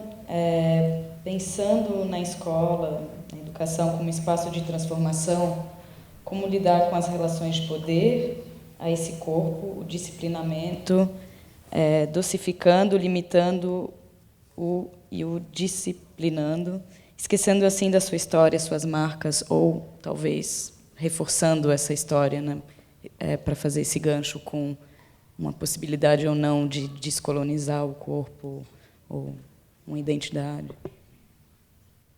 Então, é sobre o espaço da escola. A gente falou do museu, da exposição. Como seria possível pensar o espaço da escola, da educação, em relação ao corpo, como esse lugar de disciplina, né, pensando em coreografias sociais e o reiteramento de algumas normas e padrões.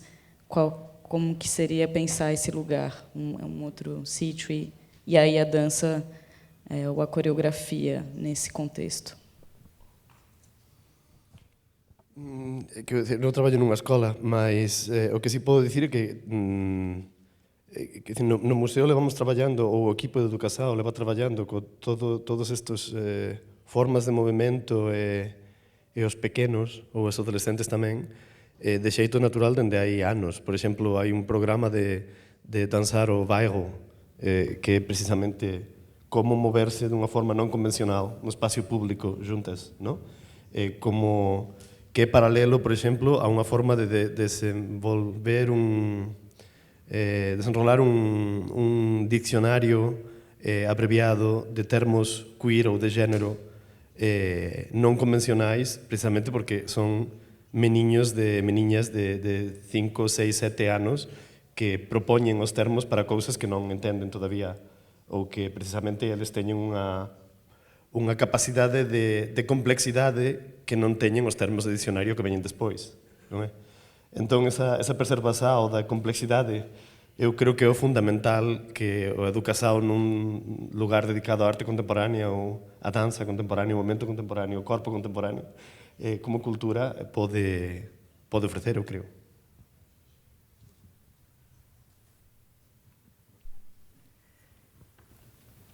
Tá difícil, né?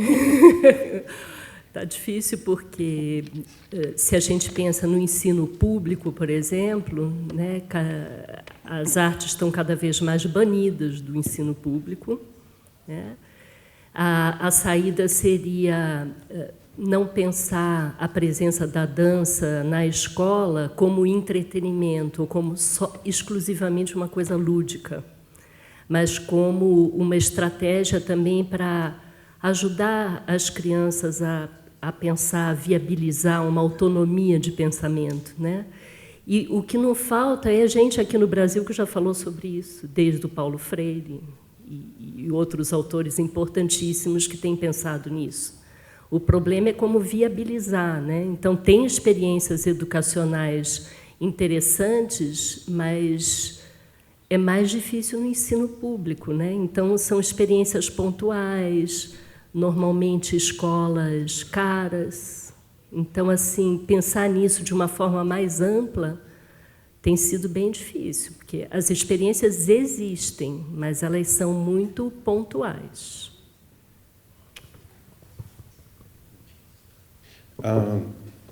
I think that for U.S. education and dance programs, there's still a lot of emphasis on technique, and then technique as the means to an end of your dance education. And so I think similarly, how do we cultivate different ways of thinking? How do you choreograph a protest, right? How do you choreograph a dinner party? How do you choreograph a Vogue ball before you even start dancing? What are the ways in which choreography can be applied as a social tool? But also just, yeah, like make stuff. You know, I think like in school we're often get busy like, you know, saying what we think our art is about. I mean, I just did that, you know, and maybe nothing I said is true for you about what I did, but I think also it's like spending time in the doing of things without necessarily kind of having a clear endpoint. And I know that maybe not totally a great piece of advice, but yeah, I think that like the economy of dance, especially in the United States, it's like there are no dance companies anymore, really. Or there are, but like 0.1% of dancers get into them. So it's not a dream that should be cultivated at the university level. Yeah. I can put another practical example, as I was remembering now, that one of the things that happened after these elements of Vogue exhibition was this, you know, like our common audiences realized how important was to put the body in the exhibition spaces, and you know, like, and how political was just to be there and making a move or whatever. So you know, as it was really successful, of course, Vogue is successful, as you were saying too. The thing is that the direct consequence is that a lot of educational programs changed. You know, the audiences decided themselves, the people that was coming, and the pupils, let's say, they began, participants, to develop other formulas. No? And for example, in our reading groups of theory, of Judith Butler or whatever, or Achille Mabé, suddenly they became like choreographical groups for dance theory. So they were dancing the texts through the, you know, like it was like a crazy thing that happened. Not really successful in the statical terms, but amazing, as you can imagine, in the sense of how to develop their, I don't know, for example, with people with diverse functionalities in their bodies, and how do you work through, you know, theory and things, and it was really amazing, for example.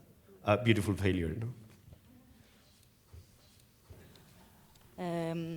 Gostaria, então, de pedir agora para os palestrantes, enfim, uma outra pergunta, reagir a uma outra pergunta, que se vocês poderiam falar como o protesto de rua e os movimentos sociais, como Occupy Wall Street, Black Lives Matter, entre outros, como eles influenciaram práticas de dança em seus respectivos contextos, então, na Espanha, no Brasil, nos Estados Unidos, como esses movimentos sociais, essas coreografias sociais, também, de alguma forma, recuam, têm uma ressonância nas práticas contemporâneas. Eu acho que eu não falaria numa influência no modo de fazer ou pensar a dança, mas o que esses movimentos, eu acho que a maneira como esses movimentos contribuem é no sentido da gente perceber a potência do coletivo, o que acontece quando a gente se dá conta que não está sozinho. Isso eu acho que é muito importante. E aí afeta não só a dança, como afeta a vida da gente em todas as instâncias. Então, sentir essa possibilidade de agir junto, isso é que eu acho que faz a diferença. Eu até vou aproveitar só para falar uma coisa. Eu não queria parecer pessimista, porque eu acho que eu estou falando um monte de coisas que podem dar a impressão que eu estou muito pessimista nesse momento, dizendo que a gente não se descoloniza, que está tudo difícil na escola. Eu acho que não é pessimismo. Se fosse, eu acho que eu não estaria continuando a trabalhar como professor e trabalhando com vários artistas. É que eu acho que é importante a gente entender o lugar em que a gente está e a gente não camuflar a situação. Então, perceber esses estados de vulnerabilidade para poder agir. E aí eu gosto dessa pergunta, porque eu acho que quando a gente sente essa potência coletiva, é o que faz a gente não desistir.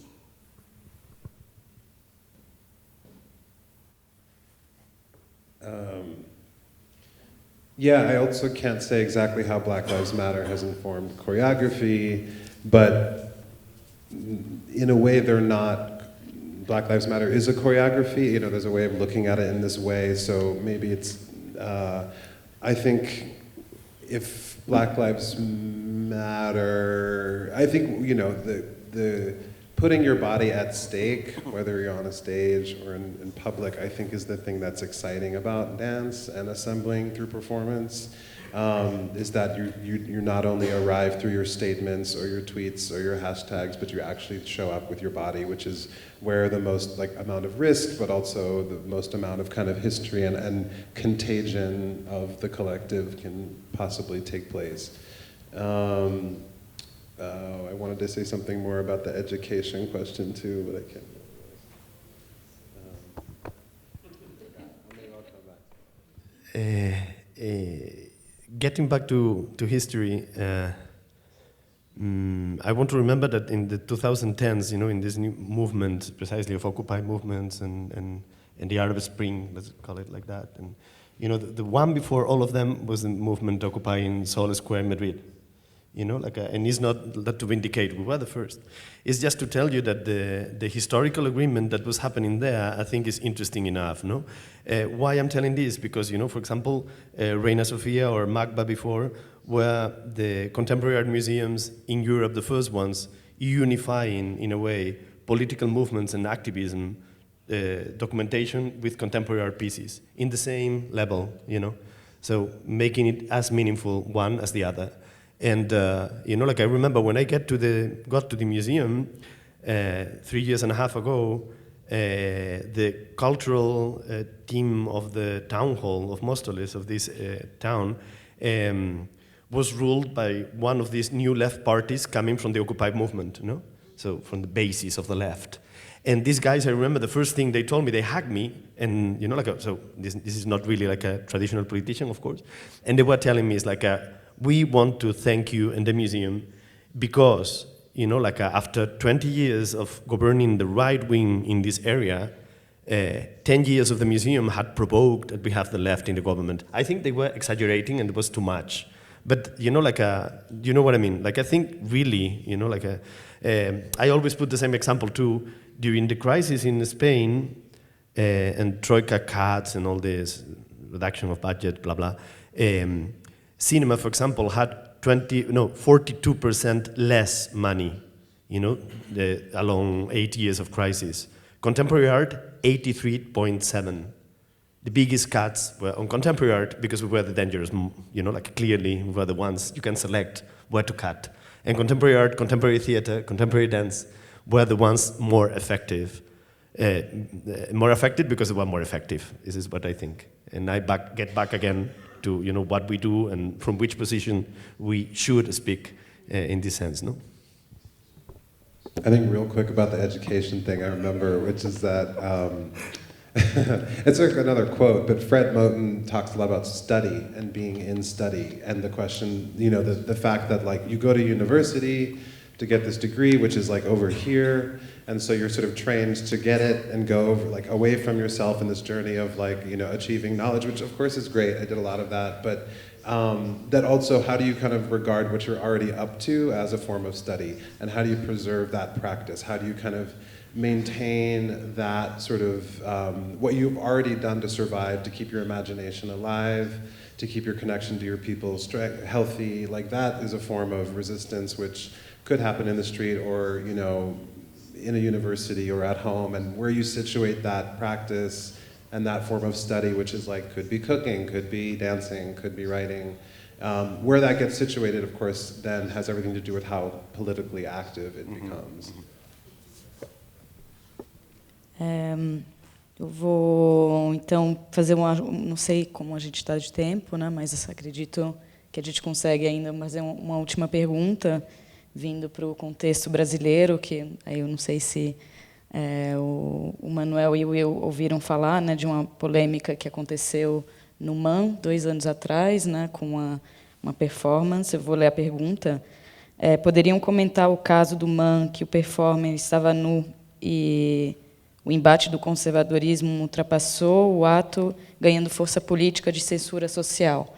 Então, só para lembrar, enfim, era uma performance do Wagner Schwartz, chamado La Bête, né, que é uma resposta, uma espécie de tradução de um trabalho da Lygia Clark, um trabalho interativo, que são peças metálicas articuladas que podem ser manipuladas pelo público. E o Wagner propôs essa performance no MAN. Uma série de fotografias circularam, e isso gerou uma polêmica vindo de vários, principalmente grupos conservadores, com reações muito violentas, endereçadas principalmente aos artistas envolvidos, e, enfim, que tomou outras proporções. O problema foi a criança. Sim. Porque esses vídeos que circularam mostravam. Nessa peça, ele abria a possibilidade do público vir manipular o corpo dele. E foi feito um pequeno vídeo, e era uma criança. E aí ele foi acusado de pedófilo, de uma série de coisas, por causa disso. Porque a nudez era manipular o corpo e uma criança. E isso que aconteceu com o Wagner depois aconteceu em várias outras situações também, com outros espetáculos e problemas com curadoria também. Então, isso vem tudo nessa onda tradicionalista, moralista, né, as pessoas se sentindo no direito de censurar e de, enfim... um dos exemplos, né, é que o do Wagner teve muita repercussão, mas, na verdade, não foi só com o Wagner. Isso acontece inúmeras vezes, segue acontecendo. É porque, no caso dele, teve muita visibilidade, mas não é o único, não. É desgraciadamente unha cousa que pasa internacionalmente por todas partes. É un risco que temos cando traballamos nisto todo o tempo, non? Mas eu creo que non hai solución, porque, quero dicir, eu tiven un cantante de flamenco, niño de Elche, cantando contra o presidente anterior, saetas contra o presidente, mentres o outro era presidente no mesmo partido que me gobernaba regionalmente, e iso non produxo ningunha crítica. Pero depois tiven que explicar o nome dun festival que temos de música autoditada que se chama Autoprazer, porque creían que facíamos masturbación colectiva. Quero dicir, nunca sabes por onde vai vir o tema problemático, o dano máis forte. Lembro, por exemplo, Reina Sofía últimamente tivo unha película pornográfica dun cineasta moi coñecido español, que agora non lembro o nome, catalán, perdón, Albert Serra, efectivamente. Era unha película porno, máis pornográfica, directamente pornográfica, sen ningún tipo de problema, digamos, imitando o século XVIII e a libertinaxe en França, etc., da corte, e non recibiu ningunha soa crítica neste sentido de forma moi directa, digamos, de forma atacada, mas nunha pequena vitrina houbo unha caixa de mistos de mulleres creando hai uns anos que dicía a única igreja boa é a igreja que arde, que é uma frase da nossa... É uma frase histórica, é uma citação da nossa República pré-Guerra Civil Espanhola, quer dizer que todo mundo conhece, e aquilo quase provoca a expulsão do diretor. Quero dizer que a solução é muito difícil. Quer dizer, eu creio que nós o que temos que fazer é o nosso trabalho, e, sobretudo, construir de uma forma muito forte essas audiências, essas comunidades que trabalham com nós, e que são as únicas que podem precisamente defender este tipo de atitudes, não é? Por exemplo, eu vou poñer un exemplo con respecto ao MASP agora. A exposição de onte que inaugurou do feminismo ten letreiros que protexen o museo e protexen as audiencias e protexen as posibilidades de aquí, dicindo aquí hai unha peza que pode ferir as sensibilidades ou que pode non ser adecuada para os meniños, non é? Eu pensaba, por que non poñer directamente que esta exposição é feminista? E xa non hai posibilidade de, quero dicir, é o que é, non? Eu lembro, isto foi unha ensinanza que eu tive hai uns anos nunha exposição que era punk, e efectivamente chamábase punk, e tiña cousas que eran moito violentas ao nivel físico do corpo. E a entrada do museo tiña un enorme cartaz que dicía a exposición punk é punk. E creo que é perfecto, é así, non? Quero dicir, é tamén un respeto ás audiencias, mas tamén coñecer cal é a comunidade que se fraga ao redor e que pode defender. Quero dicir, defendeu a comunidade da arte aquí, defendeu a comunidade da performance, o Wagner e o MAM, saíron as xentes que participaban na actividade, non? E na performance a defender realmente, quero dicir, cal era o nivel de implicación e de responsabilidade de cada un. Creo que iso é o máis importante depois cando ocurren estas anécdotas, porque as forzas que van provocar a censura non as vamos a salvar nunca. Ao contrario, o mundo e a historia están nos demostrando que cada vez van ser máis fortes e piores. Mas a coisa é non deixar de trabalhar, non? O lado bom da gente, se é que tem um lado bom, né, de perceber essas forças todas, é porque elas só estão existindo porque existe um movimento. Então, esse é o lado bom, né? Porque, às vezes, dá um certo desespero, imaginando que, com todas essas forças de censura, moralistas, de retrocesso, que a gente... todas as vozes que hoje são ouvidas, que elas vão ser silenciadas novamente. E eu não acredito nisso, porque eu acho que esse movimento tão forte, censor, ele aparece porque o movimento está muito forte, não é? Exatamente. Então, e tem a ver também com o que você estava falando do Fred Moten, por exemplo, quando ele fala do undercommons, né? Que é essa ideia desse comum oculto, de alguma coisa que existe, que pulsa. Então, isso é interessante também a gente pensar, porque não acredito que a gente volte para trás. As pessoas que conseguiram conquistar o seu lugar e a sua voz, elas não vão ser silenciadas. Eu acredito muito nisso. Mesmo quero dizer que, efetivamente, o que mais legitima qualquer peça de trabalho é a força política que tem, a efetividade diária e prática, é a censura. E isso, ademais, quer dizer, não sei como de conhecido era este artista quando fixo a performance, mas seguro que depois era muito mais conhecido que anteriormente, não é? E pode ter uma consequência na nossa vida, não recibir trabalho porque é um artista non susceptible de censura, duro, o que sexa, non? Mas, dende logo, provoca moita máis visibilidade. Quero dicir, a censura é o menos inteligente que se pode facer cando queres atacar unha política que xa está forte por enriba de ti, non é?